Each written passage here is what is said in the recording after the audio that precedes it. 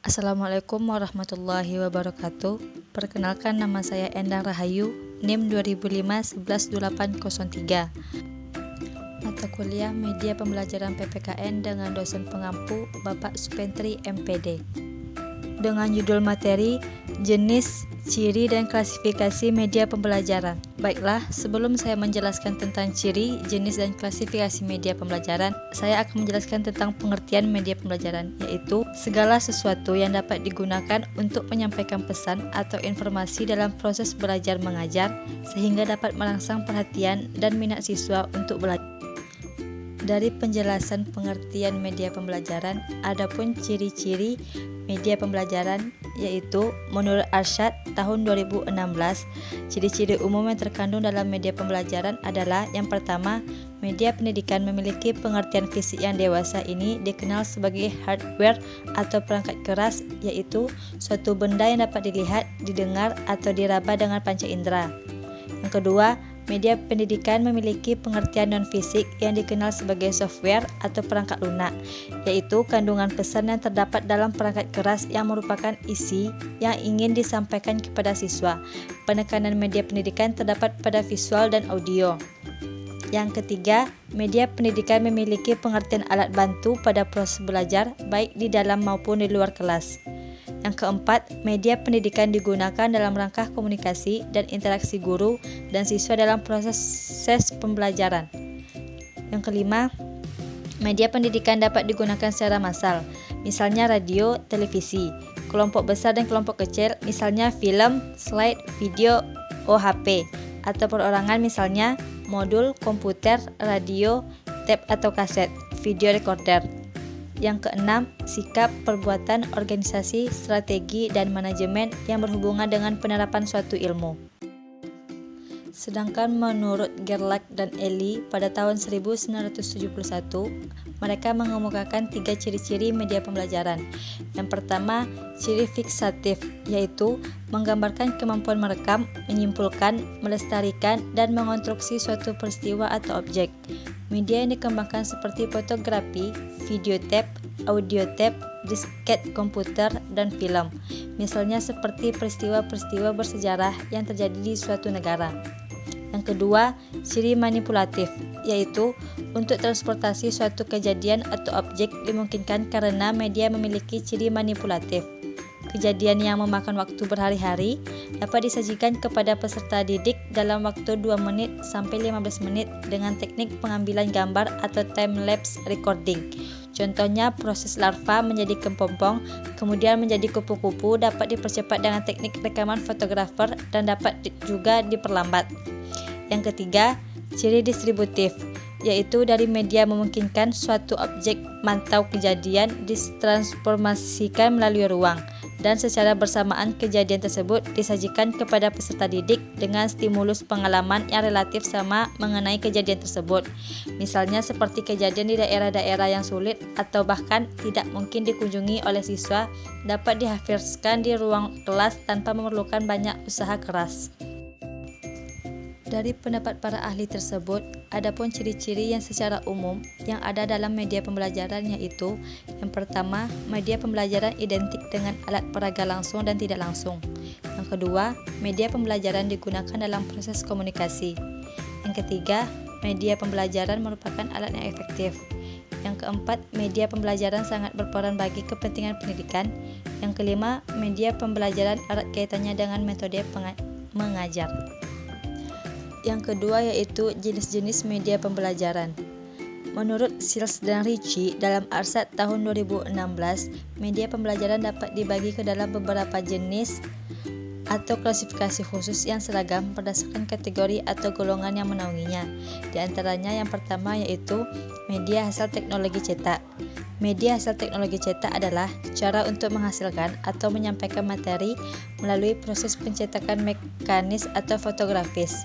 Kelompok media hasil teknologi cetak meliputi teks, grafik, foto, dan representasi fotografik. Materi cetak dan visual merupakan pengembangan dan penggunaan kebanyakan materi pengajaran lainnya. Teknologi ini menghasilkan materi dalam bentuk salinan tercetak, contohnya buku teks, modul, majalah, handout, dan lain-lain. Macam-macam contoh media pembelajaran cetak ini antara lain buku teks, modul, buku petunjuk, grafik, foto, lembar lepas, lembar kerja, dan sebagainya. Yang kedua yaitu media hasil teknologi audiovisual. Media hasil teknologi audiovisual menghasilkan atau menyampaikan materi dengan menggunakan mesin-mesin mekanis dan elektronik untuk menyajikan pesan-pesan audio dan visual. Contohnya, proyektor film, televisi, video, dan sebagainya. Contoh teknologi audiovisual antara lain rekaman pembelajaran atau hanya audio, video pembelajaran, video klip musik pembelajaran, proyektor LCD untuk menampilkan gambar atau hanya visual, film edukasi, audiovisual, sugesti imajinasi, atau membangkitkan motivasi belajar dan sebagainya. Yang ketiga, media hasil teknologi berbasis komputer. Media hasil teknologi berbasis komputer merupakan cara menghasilkan atau menyampaikan materi dengan menggunakan sumber-sumber yang berbasis mikroprosesor.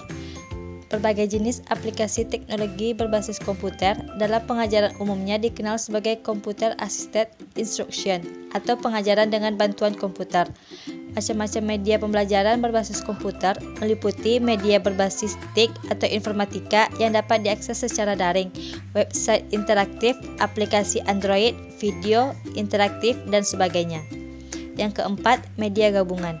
Media hasil teknologi gabungan adalah cara untuk menghasilkan atau menyampaikan materi yang menggabungkan beberapa bentuk media yang dikendalikan oleh komputer. Perpaduan beberapa teknologi ini dianggap teknik yang paling canggih. Contohnya, teleconference atau Zoom atau Google Meet, video game pembelajaran, video mapping interaktif, augmented reality, dan sebagainya. Menurut Anderson, pada tahun 1976 menggolongkan menjadi 10 media. Yang pertama, audio dalam bentuk kaset audio, siaran radio, CD, dan telepon. Yang kedua, cetak berbentuk buku pelajaran, modul, brosur, leaflet, dan gambar. Yang ketiga, audio cetak berbentuk kaset yang dilengkapi bahan tulisan. Yang keempat, proyeksi visual diam berbentuk overhead transparansi atau OHT dan film bingkai atau slide. Yang kelima, proyeksi audio visual diam berbentuk film bingkai slide bersuara. Yang keenam, visual gerak dalam bentuk film bisu. Yang ketujuh, audio visual gerak berbentuk film gerak bersuara, video atau VCD, dan televisi. Yang kedelapan, objek fisik berbentuk benda nyata, model, dan spesimen. Yang kesembilan, manusia dan lingkungan seperti guru, pustakawan, dan laboran. Yang ke-10, komputer berbentuk CAI. Dari sudut pandang untuk menggolongkan jenis-jenis media berdasarkan 3 unsur pokok yaitu suara, visual, dan gerak, jenis-jenis media pembelajaran dapat digolongkan menjadi 1. Media audio, 2. Media cetak, 3. Media visual diam, 4. Media visual gerak, 5. Media audio semi gerak, 6. Media visual semi gerak, 7. Media audio visual diam, 8. Media audio visual gerak. Yang ketiga, klasifikasi media pembelajaran. Media pembelajaran banyak sekali jenis dan macamnya, mulai yang paling sederhana dan murah hingga media yang canggih dan mahal harganya. Ada pula media yang dapat dibuat oleh guru sendiri, ada juga yang diproduksi oleh pabrik. Media juga ada yang langsung tersedia di lingkungan yang langsung dapat dimanfaatkan. Ada pula media yang perlu secara khusus dirancang untuk keperluan pembelajaran. Media pembelajaran apabila dilihat dari sudut pandang yang luas tidak hanya terbatas pada alat-alat audio, visual, dan audiovisual, melainkan sampai pada kondisi pribadi pembelajar dan tingkah laku pengajar. Klasifikasi berdasarkan bentuk dan ciri fisik media pembelajaran yang dikemukakan oleh Setiosari dan Sikabuden pada tahun 2005. Yang pertama, media pembelajaran 2 dimensi, yaitu media yang penampilannya tanpa menggunakan media proyeksi dan berukuran panjang kali lebar saja serta hanya diamati dari satu arah pandangan saja. Misalnya, peta, gambar bagan, dan semua jenis media yang hanya dapat dilihat dari sisi datar saja.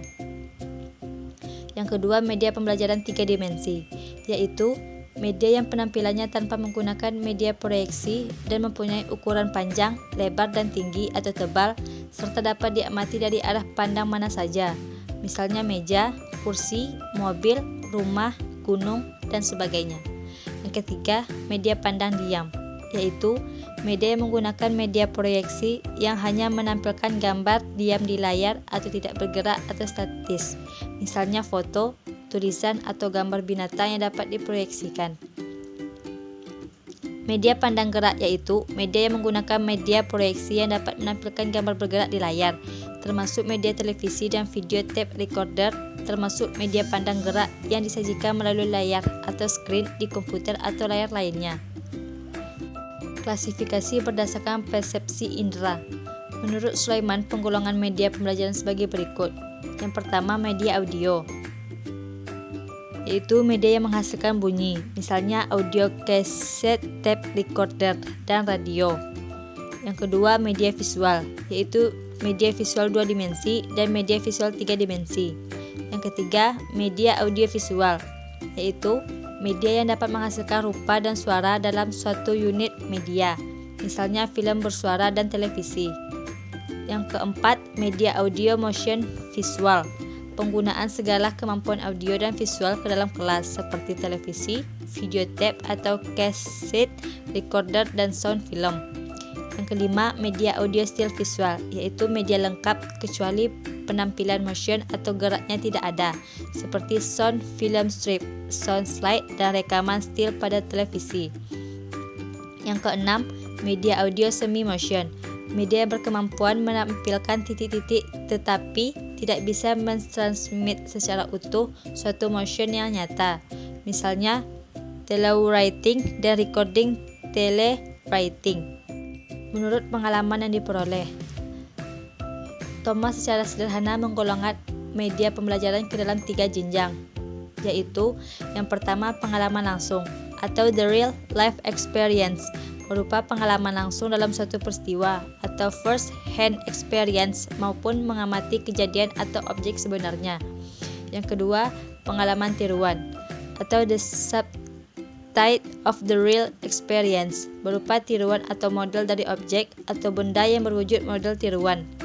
Tiruan dari situasi melalui dramatisasi atau sandiwara dan berbagai rekaman atau objek atau kejadian. Yang ketiga, pengalaman dari kata-kata, words only, berupa kata-kata lisan yang diucapkan, rekaman kata-kata dari media perekam, dan kata-kata yang ditulis secara maupun dicetak. Menurut Leshin, Pollock, dan Reigelut, mereka mengklasifikasikan media ke dalam 5 kelompok, yaitu yang pertama, media berbasis manusia, seperti guru, instruktur, tutor, main peran, dan kegiatan kelompok. Yang kedua, media berbasis cetak, seperti buku, penuntun, buku latihan, alat bantu kerja, dan lembaran lepas.